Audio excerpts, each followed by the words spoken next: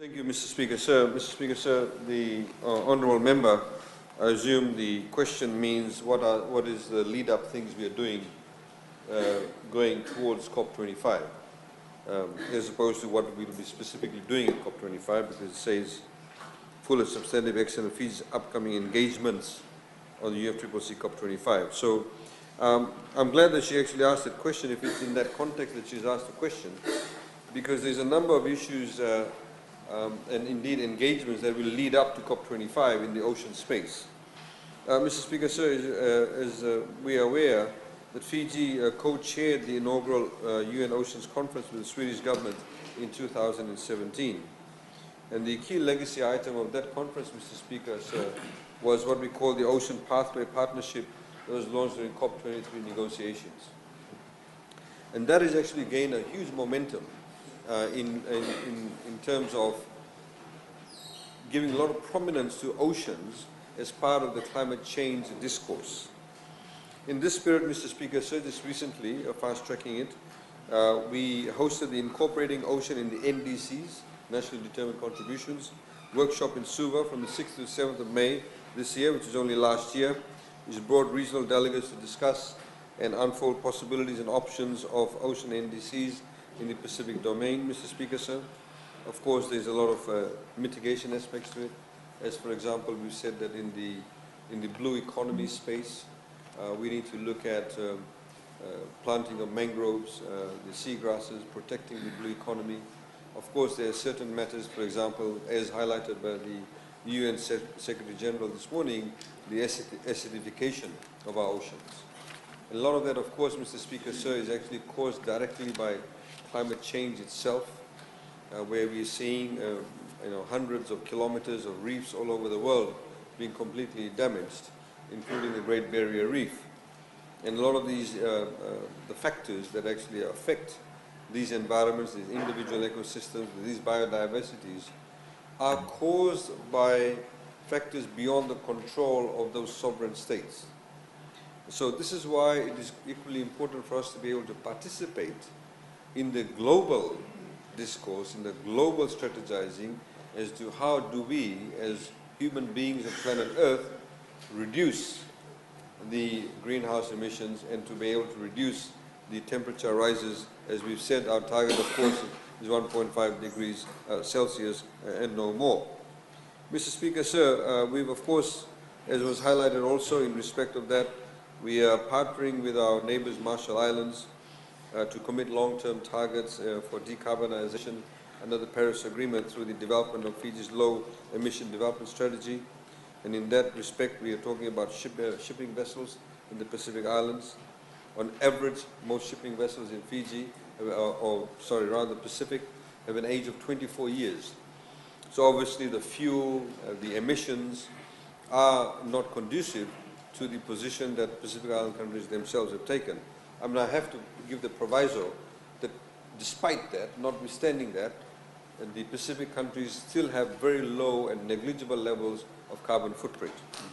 So, Mr. Speaker, sir, in the process of putting forward a blue shipping initiative with the Republic of Marshall Islands and possibly to 5 or 6 other Pacific Island countries, we are looking at achieving 30 to 40% reduction in fossil fuel in marine transportation by 2030.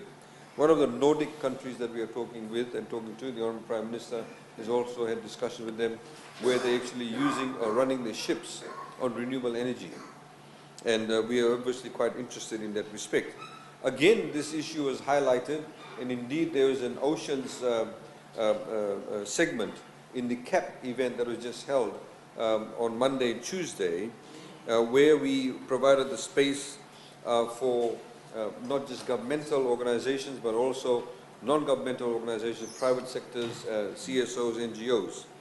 As part of the effort to achieve a safe space for parties to negotiate around ocean matters, Fiji has formed what we call Friends of the Ocean, group of parties in UNFCCC. We intend to facilitate further UNFCCC intersessional meetings to be held in June of this year. As you would know, that oceans is not part of the core Paris Agreement. We're trying to mainstream oceans into the Paris Agreement framework. Mr. Speaker, sir, Fiji, together with the governments of Sweden, Norway and Chile, organized the Ocean and Climate Negotiation Symposium last few weeks ago, Mr. Speaker, sir. And again, we had a Talanoa session which provided a lot of safe spaces for people to discuss and debate and plan a way forward to integrate ocean into the Blue COP in Santiago in November 2019. This will be first of the 3 such symposiums for parties to negotiate along with the Blue Lines in preparation for the Blue COP, Mr. Speaker, sir. Mr. Speaker, sir, again, Fiji, of course, anxiously awaits the release of the IPCC, the special report on the ocean and cryosphere in a changing climate in Monaco this year. We expect this report to expand on the mountain of literature together with the 1.5-degree report in a process to scientifically reaffirm the value of ocean ecosystems and underscore the scale of climate threat they face. Mr. Speaker, sir, the Friends of the Ocean Network will work on common responses as well as to help ensure the special IPCC report and its messages are readily understood by parties as the basis of the UNFCCC negotiations in the Blue COP. Mr. Speaker, sir, coming to an end, I'd like to also just highlight what the UN Secretary-General highlighted this morning to us, and which is his very critical UN Climate Summit that we held in September of this year, which is, if you like, a prelude to COP25, which includes a thematic track on what we call nature-based solutions. And traditionally what has happened in the past number of years, that nature-based solutions have been kind of left by the wayside, in particular in adaptation measures. I just saw a few days ago a particular seawall that we are currently looking at building in Fiji that will have nature-based solutions within the seawall itself. So traditionally when we think of a seawall, we think of just putting up a concrete wall. But there is now a particular engineering methodology where within the seawall that will be sort of graduated, you'll be able to plant things within that, you'll be able to develop ecosystems of fish and for other marine life to be within that ecosystem of the seawall that will be built. So the UN Summit, the Secretary General's UN Summit is very much focused on nature-based solution. The remit is to undertake preparatory work for the summit and to ensure transformative processes and outcomes. Fiji expects to leverage this opportunity to promote an ocean-related outcome in partnership with local stakeholders. Worldwide Fund, one may say it's not really a local partner, but of course they're worldwide, as the name suggests. They're also in Fiji. We're also working with J. Hunter Pearls and the South Chamber of Commerce in respect of the local efforts that are being carried out in collaboration with civil society and the private sector.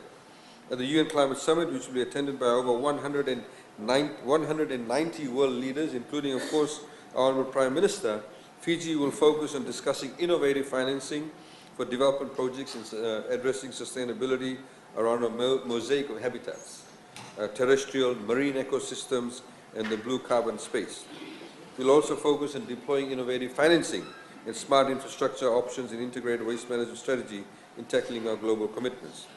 Mr. Speaker, sir, following the UN Climate Summit, Norway will host Our Ocean Conference in Oslo this year, where we will get the opportunity to highlight the importance of knowledge as the basis of our actions and policies to ensure protection of our oceans, responsible management of marine resources, and sustainable future economic growth.